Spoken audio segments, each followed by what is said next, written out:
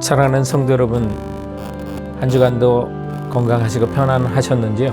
오늘은 지난 12월 13일 주일에 주신 미가서 6장 6절로부터 9절 무엇을 가지고 여호와께 나갈까란 제목의 말씀의 묵상으로 산책 장소는 네바다주의 그레이트 베이신 국립공원에서 해발 10,000피트, 미터로는 3,000미터 전후에 살고 있는 세상에서 가장 오래 살아서 5,000년까지 살 수 있는 브리스톨 콤파인, 한국말로는 강털 소나무가 있는 그 숲이 있는 브리스톨 콤파인 글라시얼 트레일에서 진행하도록 하겠습니다. 오늘 저희들에게 주셨던 그 본문을 보면 매우 특이한 변론이 일어나는 법정이 나오는데요. 이 법정은 재판관이 산과 언덕이고 피고인은 이스라엘을 대표한 예언자였습니다. 그리고 소송인은 하나님이신데 소송인이셨던 하나님의 고발 내용을 보면 이스라엘이 가장 중요한 것을 잊어버리고 그것을 이행하지 않는다는 것인데 그 하나는 하나님의 구원이고 다른 하나는 하나님과 함께 행하는 것을 잊어버렸다는 것입니다. 사실 이 두 가지가 이스라엘의 존재 이유인데 그것을 잊어버렸다는 것이죠. 그래서 그 은혜를 잃어버린 이스라엘을 위해서 하나님께서는 지난날 그들의 역사에 하신 일들을 기억나게 하시고자 하나님의 은혜를 입었던 이스라엘의 역사를 들어서 그들에게 말씀을 하십니다. 그런데 은혜를 입었던 이스라엘의 반응은 하나님의 규례와는 전혀 다른 반응을 보이죠. 6절로부터 7절에 보면 내가 무엇을 가지고 여호와 앞에 나가며 높으신 하나님께 경배할까? 내가 번제물로 1년 된 송아지를 가지고 그 앞에 나갈까? 여호와께서 천천의 수량이나 만만의 강물 같은 기름을 기뻐하실까? 내 허물을 위하여 내 마다들을 내 영혼의 죄로 말미암아 내 몸의 열매를 드릴까? 언뜻 대단한 정성으로 하나님께 나가는 것 같지만 사실 다 이것이 의문문입니다. 이 몸의 열매를 주님께 바쳐야 합니까? 하나님께 따지는 말이죠. 그들은 제사와 예배 때마다 하나님께 드린 제물이 너무 약소해서 하나님이 노하신 것으로 착각했습니다. 그래서 더 크고 비싼 것이면 되겠느냐고 따지는 것이죠. 그러나 하나님은 그들이 바라시는 것이 제물이 아니고 무엇인지를 오늘 본문을 통해서 우리에게 알려주시는 것입니다.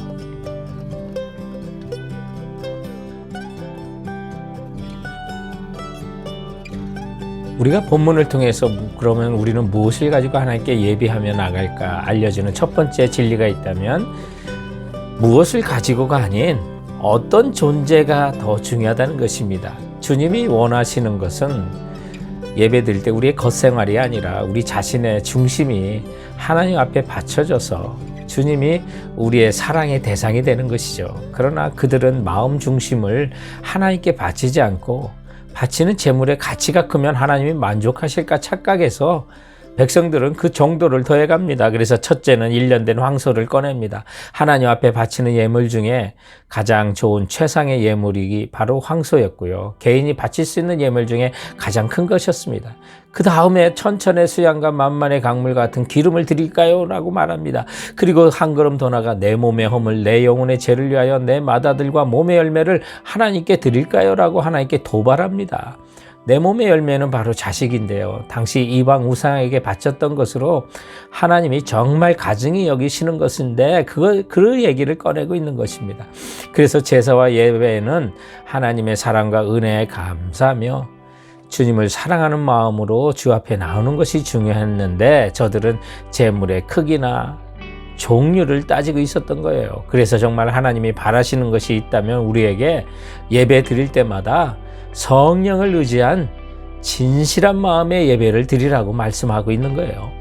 비록 우리가 온라인 예배를 드려도 성령을 의지한 진실한 마음으로 예배해야 합니다. 예배는 그래서요, 무엇을 가지고 나갈까가 아니라 어떤 존재로 주님 앞에 예배할까, 먼저 그것을 생각하시기 바랍니다. 내가 하나님의 사랑을 알기에 어떤 존재로 주님 앞에 나오느냐가 중요합니다. 지난 주간에도 베풀어 주신 하나님의 놀라운 사랑과 은혜로 하나님 앞에 내가 어떻게 살다가 주 앞에 나왔느냐, 그것이 정말 중요한 거죠. 그리고 정직한 마음을 주님께 드리려고 나오는 것이 황소를 드림보다 훨씬 귀하다는 거예요. 나의 정직한 마음과 존재가 항상 긍정적이고 밝은 것만 있는 건 아니잖아요. 진실한 내 마음 중심에는 때로는 상처도 있고 실망도 있고 아픔과 고통도 있어요. 그 정직한 마음과 존재로 바로 그 마음으로 예배하는 것이 예물보다 더 중요하다는 거예요. 하나님은 그 백성들이 진실한 마음의 예배를 위해 하나님은 이스라엘에게 베푸신 은혜와 출애굽의 은혜를 본문을 통해서 기억하게 하셨던 거예요.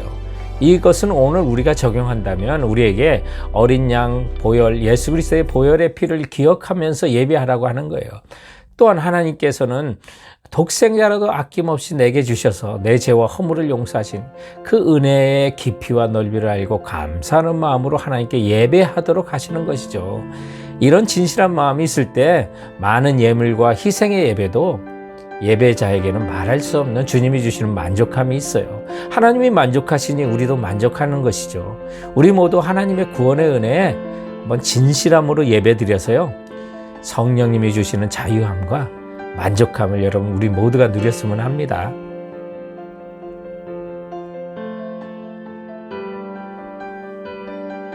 우리가 예배를 드릴 때 무엇을 가지고 하나님께 나갈까? 본문이 가르치는 두 번째 교훈은 세 가지 삶의 영적 예배를 주께 드리며 라고 하는 부분이었어요.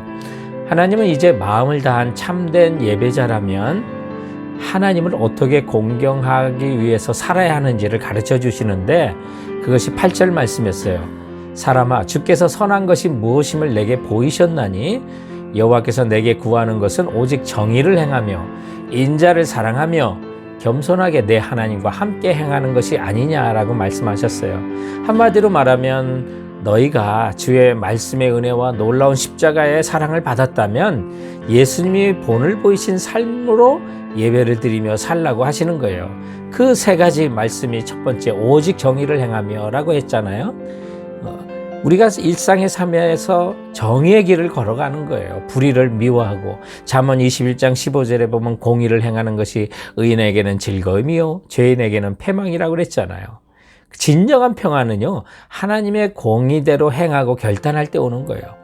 그리고 두 번째로는 인자를 사랑한다고 그랬는데, 여기 인자라는 말이 은총, 긍휼, 은혜, 우위, 충성 등으로 번역되는 말인데, 이걸 다 생각해 보면 그래서 하나님께는 충성하고 이웃에게는 애정과 긍휼을 가지고 힘들게 살아가는 우리 이웃들, 가난한 사람들, 병약한 사람들, 그들을 물질과 정성과 헌신으로 돌보는 것이 하나님이 받으시는 삶의 예배라는 거예요. 그리고 또한 세 번째로는 겸손히 하나님과 동행하라고 했어요. 우리는 피조물이에요. 절대로 내 인생 내가 주인이 아니에요. 우리에게 있는 모든 것 중에 내 것이라고 할 수 있는 것은 단 한 가지밖에 없어요. 그건 우리 죄밖에 없다, 이런 말을 하잖아요. 그래서 겸손히 하나님과 동행하는 것인데, 동행을 잘하기 위해서는 필요한 요소가 있는데, 우리가 사람과 함께 걸어갈 때도 우리 동행 잘하기 위한 요소하고 같이 생각해 보시면 돼요. 근데 속도는요, 하나님께서 우리에게 맞춰주실 것이기 때문에 속도는 그다지 중요하지 않고요, 뜻이 맞아야 해요. 우리가 하나님과 동행하려면 예수님처럼 내 뜻대로 하지 마옵시고 아버지 뜻대로 하옵소서라고 하신 것처럼 우리가 하나님께 맞춰야 동행할 수 있어요. 그리고 또 방향이 같아야 동행할 수 있잖아요. 같은 방향을 가야 걸어가죠. 믿음의 조상 아브라함도 자신이 갈 바를 알지 못하였지만 하나님이 지시하는 방향으로는 갔기에 평생을 동행했던 거죠. 우리도 마찬가지예요. 그리고 지속적이어야 되죠. 에녹은 하나님과 무려 300년간을 동행했다고 했잖아요. 끝까지 지속해서 동행해야 돼요.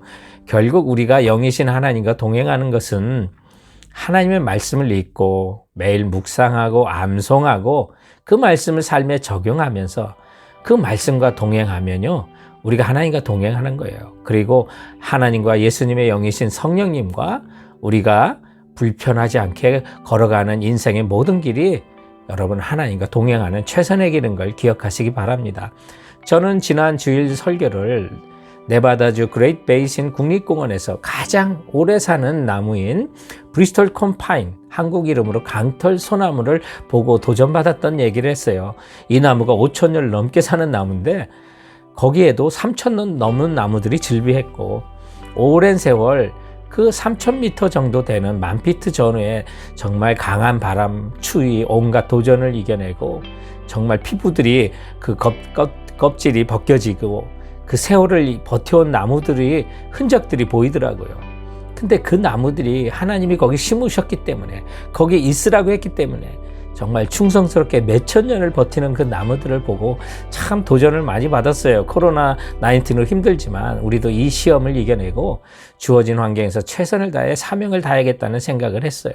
성도 여러분, 이 코로나 재난에서 우리의 초점을 나 자신에게서 예배 받으신 하나님께로 옮겨보세요. 하나님 우리 굶기셨어요? 아니에요. 항상 은혜를 베푸셨어요. 그러므로 온라인 예배에서도 진실한 마음을 다해 하나님을 예배합시다. 그리고 하나님이 선하시고 기뻐하시고 온전하신 뜻인 정의를 행하고 인자를 사랑하고 주님과 함께 일생의 동행의 길을 걸어가시는 우리 모두가 되길 주님의 이름으로 축원합니다. 성도 여러분, 지금까지 브리스톨 콤파인 인터프리티브 트레일에서 말씀을 산책했습니다. 브리스톨 콤파인은 5,000년까지 사는 엄청나게 장수하는 그 나무였습니다. 자, 그럼 이번 한 주간도 주님의 말씀으로 건강하시고 승리하시기 바랍니다. 감사합니다. 안녕히 계세요.